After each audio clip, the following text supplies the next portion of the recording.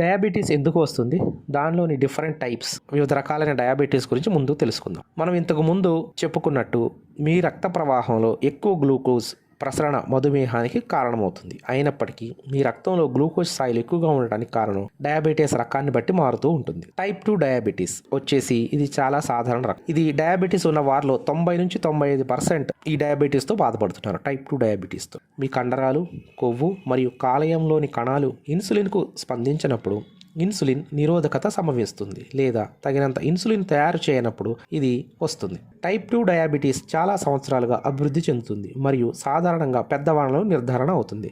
కానీ ఈ మధ్య ఇది పిల్లలు, టీనేజ్ మరియు యువకులలో సర్వసాధారణంగా మారుతుంది. దీనికి కారణం ఒబెసిటీ అంటే ఊబకాయం, శారీరక శ్రమ లేకపోవడం, ఆహారం, హార్మోన్ల అసమాన్యత మరియు జెనెటిక్స్ మరియు కొన్ని మందులతో సహా అనేక రకాల కారణాలు మరియు పరిస్థితులు ఇన్సులిన్ నిరోధకతకు దోహదం చేస్తున్నాయి. ఆటో ఇమ్యూన్ వ్యాధి. మీ రోగ నిరోధక వ్యవస్థ మీ ప్యాంక్రియాస్లోని ఇన్సులిన్ ఉత్పత్తి చేసే కణాలపై దాడి చేసినప్పుడు టైప్ 1 డయాబెటీస్ వస్తాయి. అంటే కొన్నిసార్లు మన బాడీలోని రోగ నిరోధక వ్యవస్థ ప్యాంక్రియాస్లోని కణాల మీద దాడి చేస్తాయి. ఇవి అనుకోకుండా ఇలా జరుగుతాయి. దీనివల్ల ఆటో ఇమ్యూన్ డయాబెటీస్ వస్తుంది. మూడో రకం హార్మోన్ల అసమతుల్యత. గర్భధారణ సమయంలో ప్లసెంటా అంటే మాయ ఇన్సులిన్ నిరోధకత కారణమయ్యే హార్మోన్లను విడుదల చేస్తుంది. ఇన్సులిన్ నిరోధకత అధిగమించడానికి మీ ప్యాంక్రియాస్ తగినంత ఇన్సులిన్ ఉత్పత్తి చేయలేకపోతే మీకు గర్భధారణ మధుమేహం అభివృద్ధి అవుతుంది. ప్యాంక్రియాటిక్ నష్టం.